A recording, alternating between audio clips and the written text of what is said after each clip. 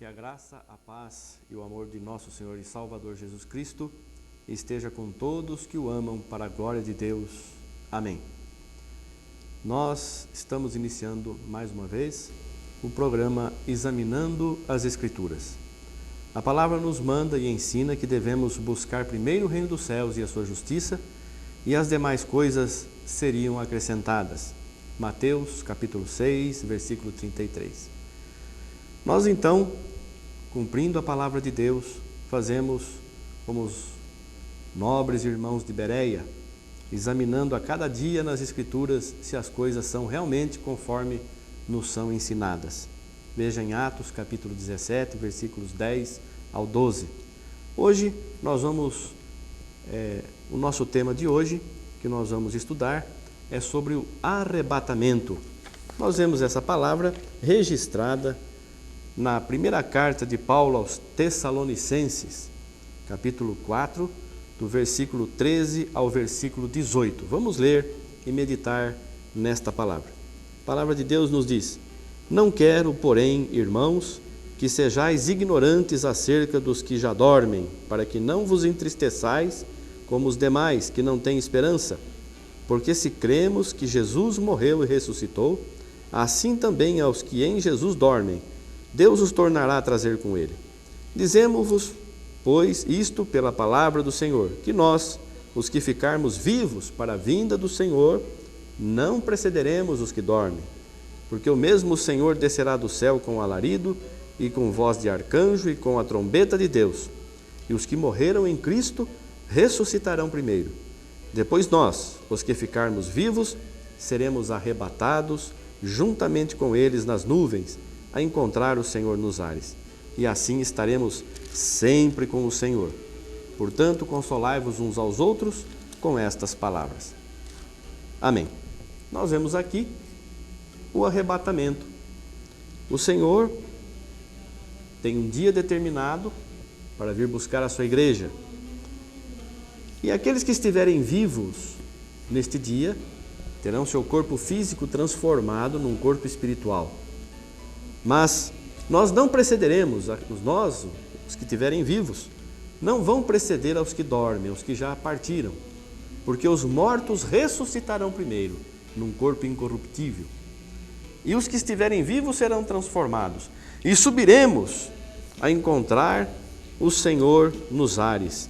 Seremos arrebatados juntamente com eles nas nuvens, a encontrar o Senhor nos ares, e assim estaremos para sempre com o Senhor. Não vai haver mais tribulação, a vitória é chegada. No estudo passado nós falamos a respeito da tribulação. A tribulação vai terminar neste acontecimento, no arrebatamento. Aquele que perseverar e permanecer até o fim vai ser salvo. Nós vemos aqui em 1 Coríntios capítulo 15, do versículo 20 ao 26, que a palavra de Deus nos fala que nós teremos um novo corpo, mas agora Cristo ressuscitou dos mortos e foi feito as primícias dos que dormem, porque assim como a morte veio por um homem, também a ressurreição dos mortos veio por um homem. Porque assim como todos morrem em Adão, assim também todos serão vivificados em Cristo, mas cada um por sua ordem. Cristo as primícias e os que são de Cristo na sua vinda. Depois virá o fim, quando tiver entregado o reino a Deus, ao Pai, e quando houver aniquilado todo o império, toda a potestade e força, porque convém que reine até que haja posto a todos os inimigos debaixo de seus pés. O último inimigo que há de ser aniquilado é a morte.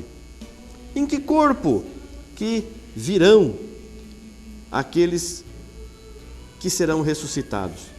1 Coríntios, capítulo 15, versículos 35 ao 54. Eu vou ler alguns versículos apenas. Mas alguém dirá: como ressuscitarão os mortos? Em que corpo virão? Insensato! O que tu semeias não é vivificado, se primeiro não morrer. E quando semeia, não semeia o corpo que há de nascer, mas o simples grão, como de trigo ou de outra qualquer semente. E aí faz uma distinção. Uma é a glória do sol, existe corpo celeste, existe corpo terrestre. Nós temos o nosso corpo físico, temos também o nosso corpo espiritual. Semeia-se na corrupção, ressurge na incorrupção. Então nós cremos nesta palavra, nesta promessa de Deus, nesta consolação que Deus nos dá. Este arrebatamento não vai acontecer antes da tribulação. A igreja vai passar por aquele acontecimento, depois ela vai para este lugar preparado que fala lá em Apocalipse. Nós vemos que o dragão perseguiu a mulher, foi dado asas de águia, fora da vista da serpente, que o filho foi arrebatado para Deus, e a serpente perseguiu a mulher, depois perseguiu a semente de Deus, que seriam os hebreus. Mas nós sabemos que há um só povo hoje. Não existe mais distinção entre judeu e grego. Se o judeu hoje quiser ser salvo, ir para o céu, ser salvo, ir para a salvação, morar com Deus, ele precisa aceitar Jesus. Não tem outro caminho. Não vai haver um fechamento da porta da salvação para os gentios e abrir a porta da salvação para os judeus. Isso não está escrito em lugar nenhum da Bíblia. Nós vemos que existe sim, hoje a porta está aberta para a salvação, tanto de gentios como de judeus, ou aquele que em qualquer nação, como disse Pedro, reconheço por verdade que aquele que agrada a Deus em qualquer nação faz e obra o que é justo, Deus se agrada e dá salvação. Pedro viu isso quando Jesus derramou o Santo Espírito sobre aqueles que ele considerava perdidos, e Deus já o havia avisado em sonho: não considere imundo aquilo que Deus santificou para ele. Jesus morreu por nós, derramou seu sangue, um sacrifício infinitamente superior àquele sacrifício da primeira aliança, do primeiro testamento. Agora, tudo se fez novo. Existe um novo povo. Existe um povo agora que não tem distinção. E todos aqueles que são de Cristo formam o corpo da noiva. Este corpo da noiva é que será salvo. Esta igreja é que será salva. Não é a igreja tal, a placa tal, é aqueles que cumprem a vontade de Deus. Não temem o homem, não são covardes, não fazem a vontade que o homem manda, mas fazem aquilo que Deus lhes manda. O apóstolo Pedro e João foram presos porque faziam a vontade de Jesus. E foram mandados negar o nome para não sofrerem mais afrontas nem açoites. Eles disseram: importa antes obedecer a Deus do que aos homens. E se regozijaram, ficaram alegres por estar sofrendo afrontas, perseguições, açoites pelo nome de Jesus. E você, meu irmão, minha irmã, você tem prazer em sofrer porque você é cristã, porque você é cristão, porque você fala a verdade, porque você tem amor em tua vida, porque embora cresça e multiplica a iniquidade deste mundo, o teu amor não tem esfriado, porque Deus tem te guardado. Então seja você um verdadeiro filho de Deus, uma verdadeira filha de Deus, um servo fiel. Acredite no que está escrito, o que o Senhor nos ensinou. Este arrebatamento vai acontecer, mas não fique iludido. Deus não vai tirar o povo dele. A tribulação vem para o povo, para que o povo possa aperfeiçoar a sua vida. O fogo vem para provar o ouro.